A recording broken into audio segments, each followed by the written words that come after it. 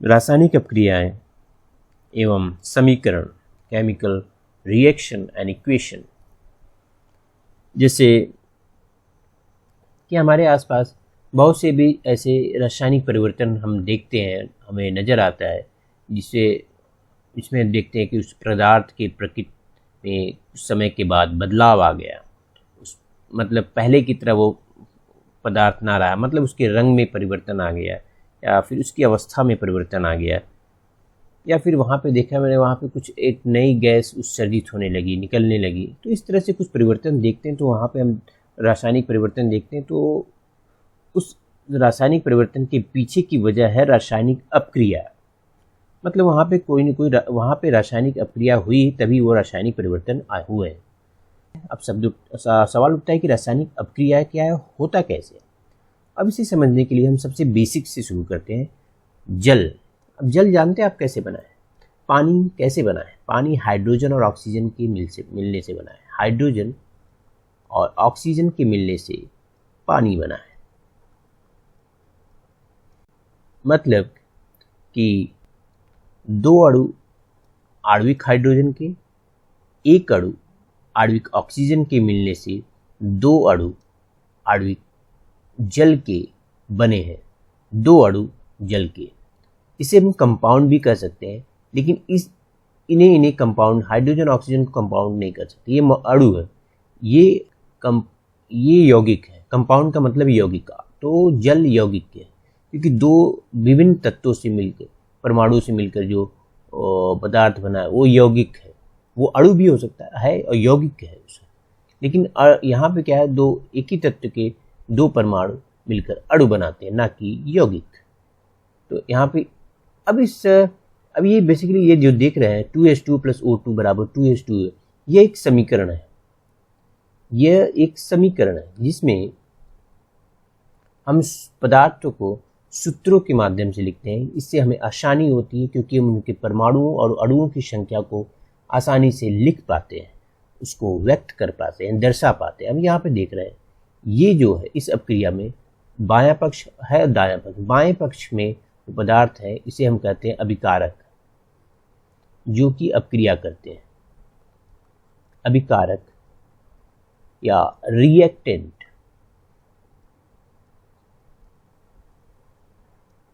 और दाहिने पक्ष में इस समीकरण के इसे कहेंगे उत्पाद,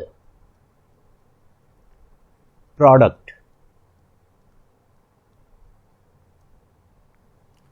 तो हाइड्रोजन के अणु, ऑक्सीजन के अणु, ये अपकारक क्रिया, इन्होंने अपक्रिया की और उत्पाद बनाया, प्रोडक्ट बनाया, जल के दो अणु।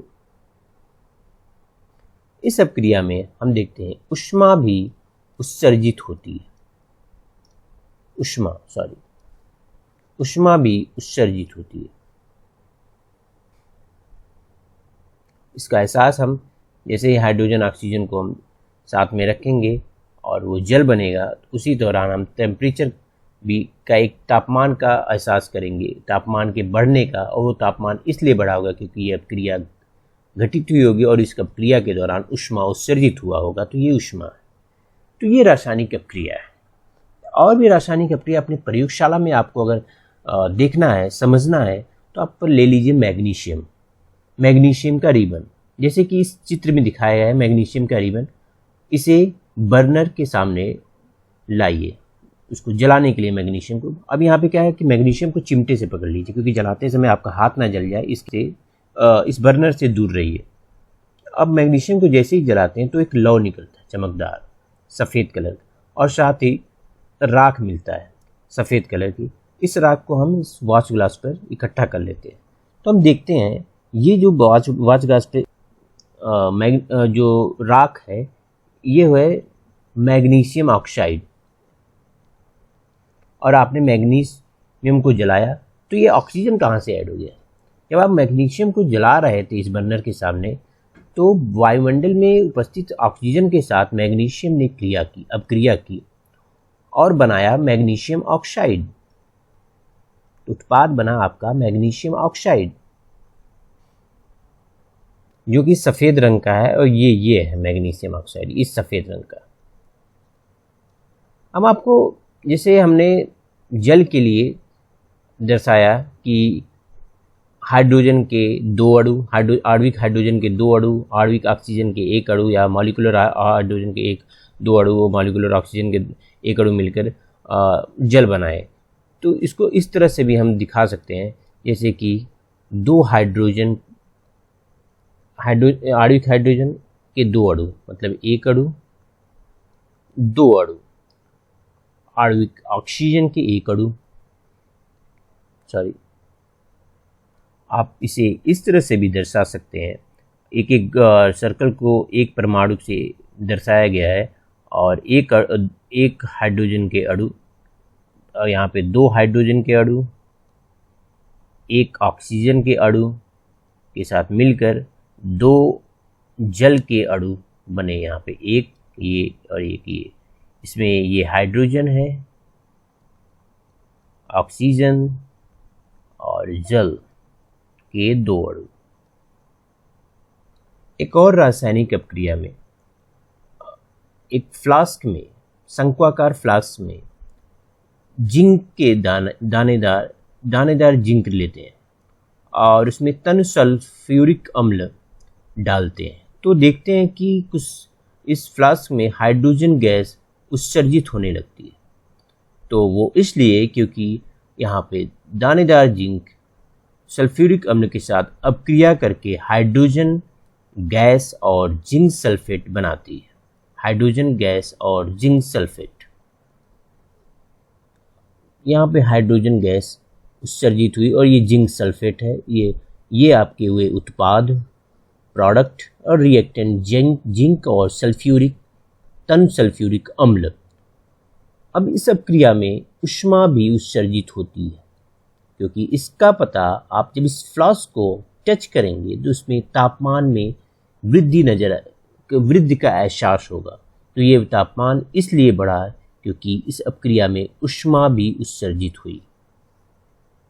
इसके अलावा हमारे आसपास और भी रासायनिक अपक्रियाएं, रासायनिक परिवर्तन देखने को मिलता है, जैसे कि लोहे को आप खुले वातावरण में रख दें, आर्द्र वातावरण, तो इस स्थिति में लोहा उस वातावरण में उपस्थित जल के साथ क्रिया करके, तो देखेंगे जब क्रिया करने लगेगा उसके साथ, और देखेंगे कि लोहे के ऊपर एक भूरे रंग की परत जम जाती है। इसे हम कहते हैं जंग लग गया उस लोहे को। तो ये बेसिकली ये रासायनिक परिवर्तन हुआ। ये रासायनिक परिवर्तन उसमें रासायनिक अपक्रिया के चलते हुआ, और ये रासायनिक अपक्रिया उस लोहे और उस पानी के बीच के में घटित हुआ। यहाँ लोहा पानी के साथ क्रिया करता है, Fe3O4 और हाइड्रोजन गैस उत्सर्जित करता है। जैसे कि हमारे आसपास और भी जैसे सांस लेना, पाचन, रासायनिक, ये सब चीज़ें रासायनिक अपक्रियाओं के माध्यम से घटित होती है। और रही बात, अगर कहा जाए कि रासायनिक अपक्रिया नहीं हो रही होगी तो जीवन संभव नहीं होगा, क्योंकि हमारा पाचन से लेकर श्वसन तक हमारी रासायनिक अपक्रिया पर निर्भर करती है। एक और चीज़ देखने की बात है, जैसे किसी रासायनिक अपक्रिया में द्रव्यमान का क्षय नहीं होता, ना ही द्रव्यमान नया बनता है, मतलब द्रव्यमान संरक्षण के नियम के अनुसार। तो मतलब कि जब आप क्रिया होगी तो अपक्रिया में अभिकारक का जो द्रव्यमान होगा, उसके बाद जो उत्पाद बनेंगे वो द्रव्यमान समान होंगे। इस स्थिति में परमाणुओं की संख्या दोनों ही स्थितियों में समान होनी चाहिए। जैसे इस अपक्रिया में देख रहे हैं आयरन Fe, यहाँ पे आयरन 3 है, तो ये असंतुलित अपक्रिया है, तो इसको संतुलित करना पड़ेगा हमें। संतुलित करने का पहला नियम है कि दोनों पक्षों में परमाणुओं की संख्या बराबर की जाए प्रत्येक तत्व के लिए और पदार्थ के लिए। तो पहले शुरू करते हैं, यहाँ पे देखेंगे सबसे पहले किस तत्व का परमाणु सबसे अधिक है। तो यहाँ पे देख रहे हैं ऑक्सीजन की 4 परमाणु। तो इस स्थिति में क्या करेंगे, Fe4H2O Fe3O4H2।